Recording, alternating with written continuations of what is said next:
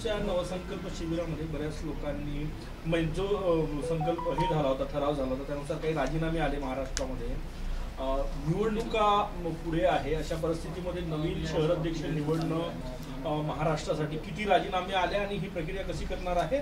काही ठिकाणी मागणी आहे की जुनेच या निवडणुकांपर्यंत कायम राहावे. काय परिस्थिती आहे महाराष्ट्राची?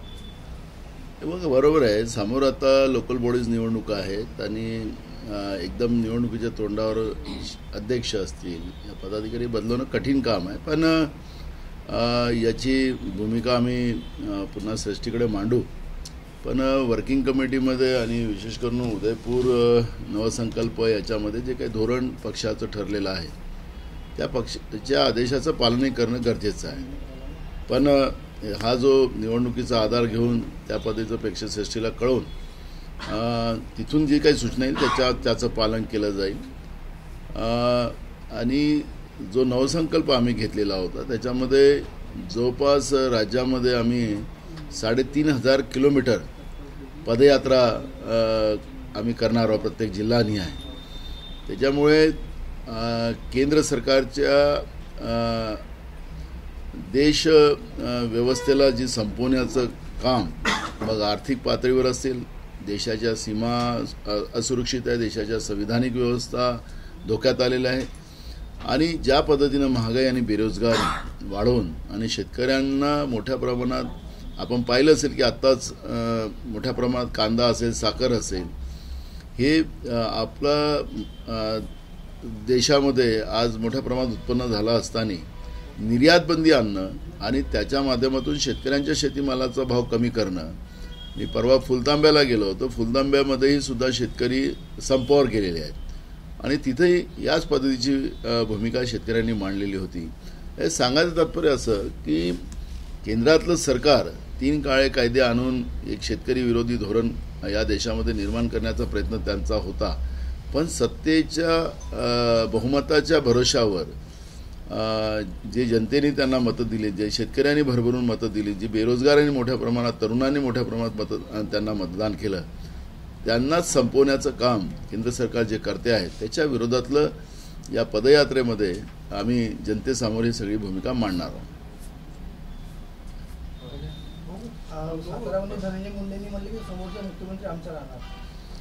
प्रत्येकाला आपली आपली आस ठेवलीच पाहिजे. त्याला काय, लोकशाहीमध्ये आपल्या पद्धतीनं बोलण्याचा अधिकार सगळ्यांना आहे. त्याच्यामुळे कोणाला दिवसाही स्वप्न पडतात आजकाल, त्याच्यामुळे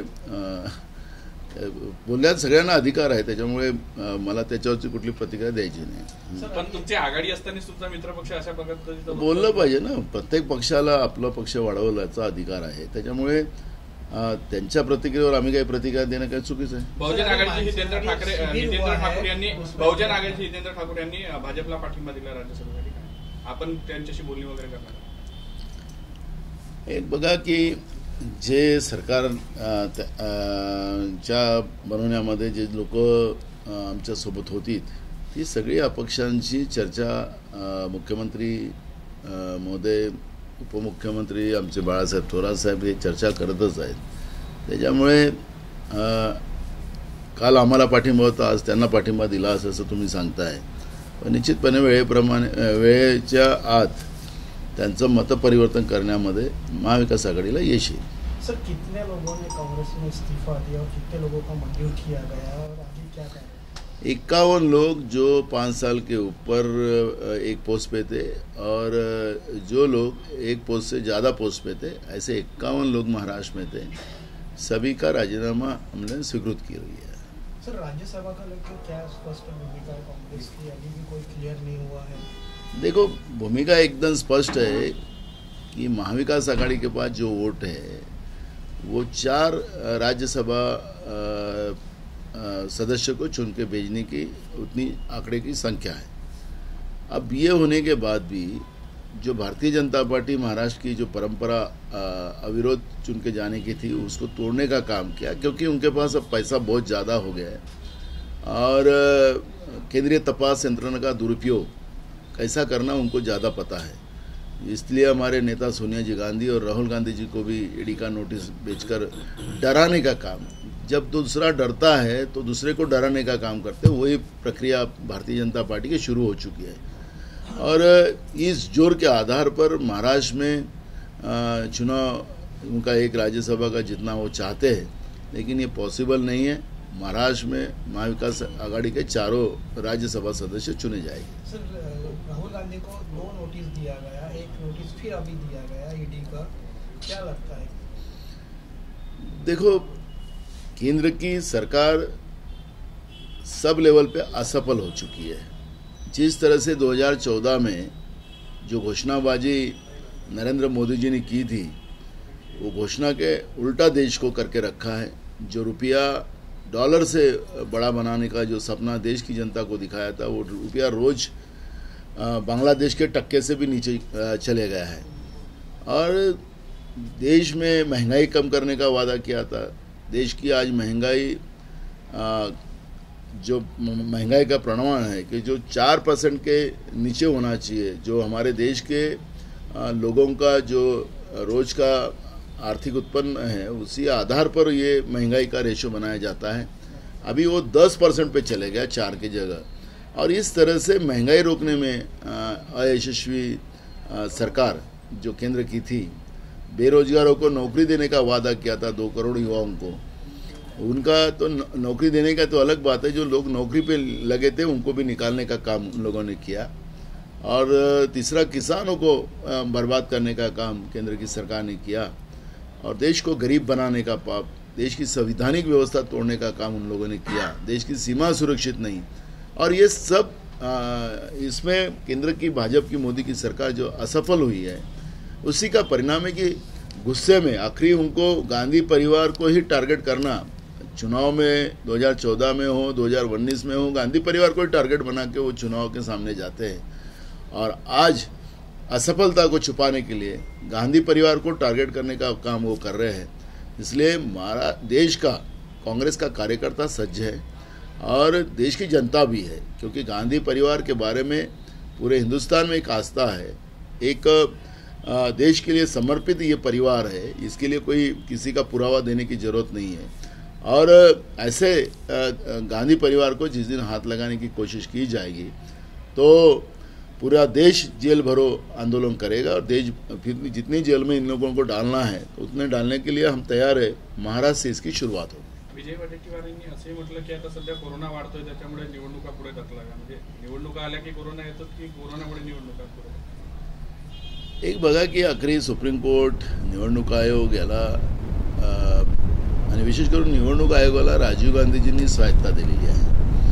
आणि त्याच्यामुळे निवडणुकाचा कालावधी कुठल्या किती पर्यंत असला पाहिजे त्याची एक मर्यादा ठरलेली आहे।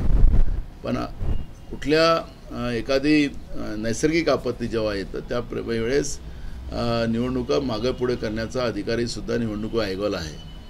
समजा विजय वडेट्टीवार साहेब हे राज्याचे मदत व पुनर्वसन मंत्री आहेत आणि कोरोनाच्या बाबतचा त्यांना अपडेट असेल आणि समजा कोरोना आला तर हे संसर्ग रोग असल्यामुळे अशा वेळेस निवडणूक आयोग त्या पद्धतीचा निर्णय घेऊ शकतो।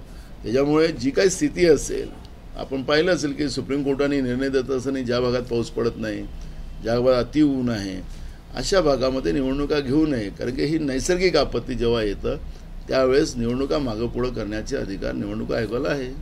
ओबीसी डेटा गोळा करण्याला राज्य सरकारने पुन्हा आता हालचाली वेग वाढवलेला आहे। बिलकुल वाढवलाच पाहिजे। काँग्रेसकडूनही सातत्यानं त्याचा पाठपुरावा सुरू आहे। कालही आपण पाहिलं की काही आमच्या मित्रपक्षांनी उल्लेख केला की जो महाराष्ट्र विधानसभेमध्ये मी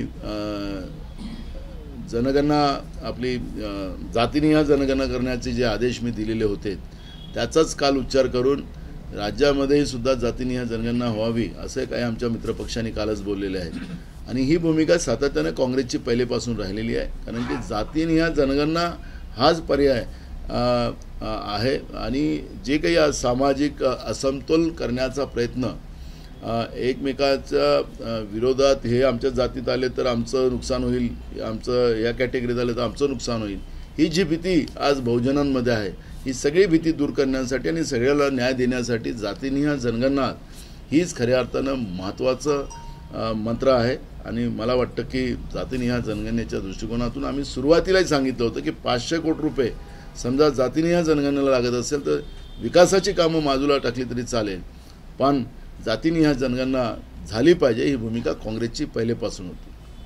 तुम्ही शेतकरी नेते म्हणून ओळखले जाता.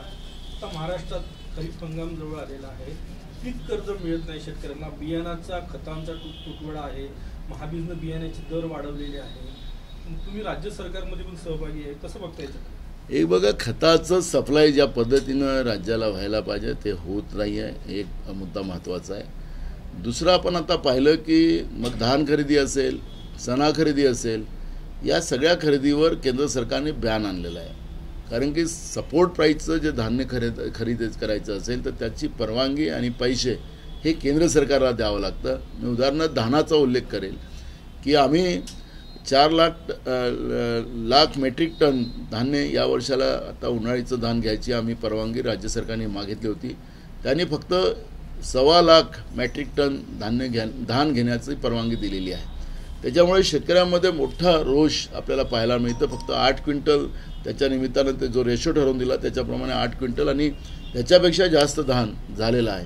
तसंच नाफेडनी 2 दिवस चणा खरेदी केला आणि आता नाफेडनी चणा खरेदी बंद केला.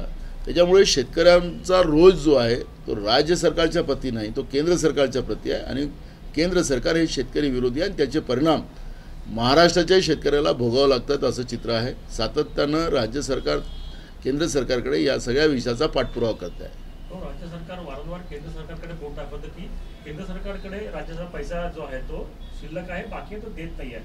पण केंद्रीय अर्थ राज्यमंत्री भागवत कराड यांनी असा आरोप केला आहे की रेल्वे आणि कोळसाच्या सेवापोटी राज्याकडे साधारणतः 11,500 कोटी रुपये शिल्लक आहे महाराष्ट्राकडे.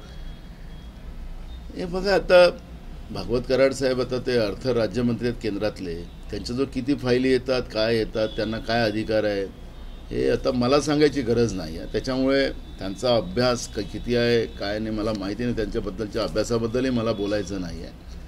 पण ज्या लोकांना अधिकारच नाही या मंत्रिमंडळात केंद्रातल्या, त्या लोकांना आकडेवारीच कशी माहिती आहे खोटीवाली मला माहिती नाही. 1 लाखाच्या वर आजही राज्याचे GST आणि विविध टॅक्सचे पैसे घेणं आहे. आणि राहिलं रेल्वेचा उल्लेख करतात आहे, मुंबईमध्ये धारावीच्या पुनर्वसनासाठी ज्या ठिकाणून रेल्वेची काही जागा जात होती त्याला 800 कोटी राज्य सरकारने दिलेले आहेत, पण अजूनपर्यंत जागा दिलेली नाही. मधल्या काळात जे रेल्वे राज्यमंत्री आहेत आपल्या राज्यातले दानवेजी, त्यांनी पण त्याचा उल्लेख केला की हां राज्याने आम्हाला पैसे दिले, पण पुन्हा पैसे पाहिजे, तिथपर्यंत 200 कोटी रुपये देतील नाही तिथपर्यंत आम्ही ती जागा देणार नाही. या पद्धतीनं राज्यातले, कारण की केंद्रामध्ये जेव्हा राज्याचा मंत्री होतो तर राज्याच्या जनतेला आनंद होतो आणि याचा मागचा उद्देशच एक असतो की यांनी राज्यामध्ये मार्ग काढून काही योजना जास्तीत जास्त आणाव्यात. आता केंद्रातलेच मंत्री अशी भाषा बोलत असतील तर हे महाराष्ट्राचं दुर्दैव आहे. ABP माझा, उघडा डोळे बघा नीट.